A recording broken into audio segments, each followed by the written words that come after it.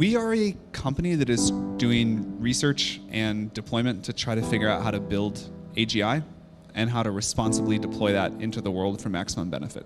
So this is unlike other technologies. Well, other technologies are like this too, but this is a strong case of a technology that on the one hand is the most exciting, most promising, coolest thing I think that humanity will have yet built. Can cure all disease, we can give everybody a great education, better healthcare, massively increased productivity, huge scientific discovery, all of these wonderful things, and we want to make sure that people get that benefit. That benefit is distributed equitably.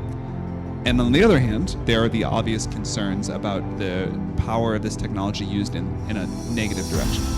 And so we want to be a force to help manage those risks so that we all get to enjoy the benefits. ChatGPT is definitely what we're best known for, so I guess they're sort of synonymous at this point, but OpenAI is really about this quest for AGI. But the fact that this one system is truly general purpose and can do so many things means that people are integrating it into their workflow as a very powerful tool.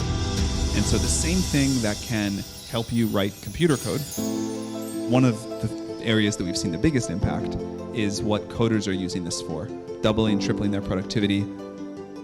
You know, there was a paper that just came out that when Italy temporarily banned ChatGPT, developer productivity like fell in half on like a fairly big study. But it can do that. It can also, help you find information. It can help you write a poem. It can help you summarize documents. It can translate things.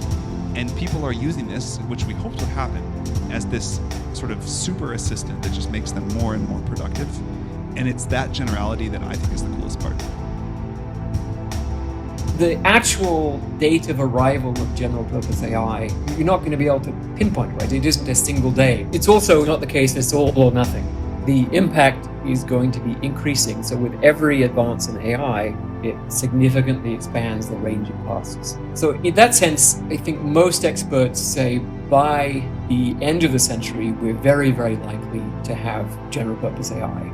The median is something around 2045. I'm a little more on the conservative side. I think the problem is harder than we think. I like what John McCarthy, who was sort of one of the founders of AI, when he was asked this question, he said, well, somewhere between 5 and 500 years. And we're going to need, I think, several Einsteins to make it happen.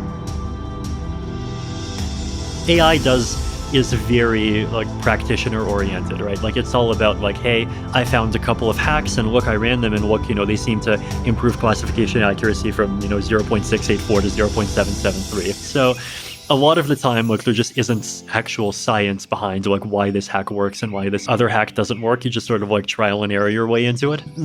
I can see how that approach works, but at the same time, that approach is not good for legibility, for example. It's not good for understanding what the heck is actually going on, how these kinds of systems conceivably might fail. There's even, a debate on can you take GPT-3-like things and just scale them up and their intelligence will continue to improve, or is there just some types of reasoning that they're fundamentally bad at and they're not going to get good at it no matter how much you scale this exact same approach and add more hardware to it. Thinking about what's going on more explicitly, my understanding is that a big part of AI safety research is trying to do that sort of stuff, right? And formalize. Yeah, formalize, try to improve just AI legibility, trying to understand, if the AI makes some classification so we can actually see what happens and what's going on in the middle.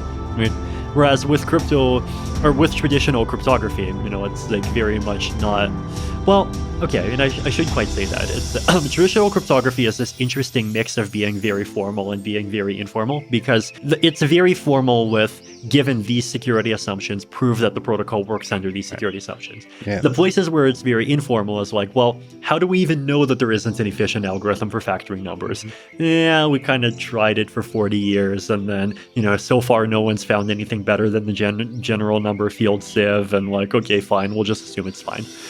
How do we know you can't find a discrete log between two elliptic curve points? Did it a couple of decades, no one's found anything faster than baby step, giant step stuff. There's definitely ways in which that approach really makes sense, right? Because at least you can concentrate your analysis on a small number of building blocks. And you do have some intuitive reasoning about those building blocks, but at least there's a small number of building blocks and lots of people are looking at them. And then everything else just sort of gets formally built on top, and you actually can mathematically reduce reduce the security of big things to building blocks, right? Like you can have mathematical proofs that say, if you make a zk snark of a yes statement when in reality that statement is false, then you can use that to extract information out of elliptic curves that it completely breaks the problem or something like that. And then in blockchains and cryptocurrency, I think the one area where consensus mechanisms is still more an art than a science is that these aren't just technological systems, they're crypto-economic systems, right? And they make assumptions about people. And which assumptions you can make about people is not something that you can prove with math.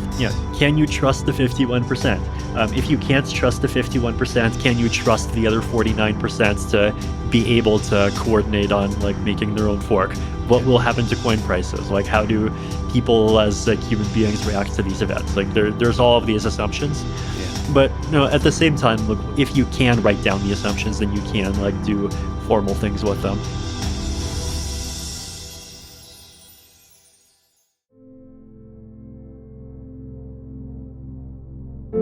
So, the thing that always attracted me about Bitcoin is, these values of, decentralization, creating these open permissionless systems that anyone can participate in and that aren't just going to flop over and die if whoever created them gets bored, and that are resistant to whoever runs them breaking the rules and all of these things, right? And I think that pretty strongly that these principles are really valid and important to much more things than just money, right? Bitcoin is the blockchain for money, and Ethereum is built from the start as a general purpose blockchain, right? It's, there is Ether, the asset on Ethereum, but then you can also make, decentralized financial things, what we call DeFi today. You can make ENS, the decentralized domain name system. You can make prediction markets on it. You can make totally non-financial systems that just keep track of whether or not some certificate was signed or whether or not some cryptographic key got revoked. There's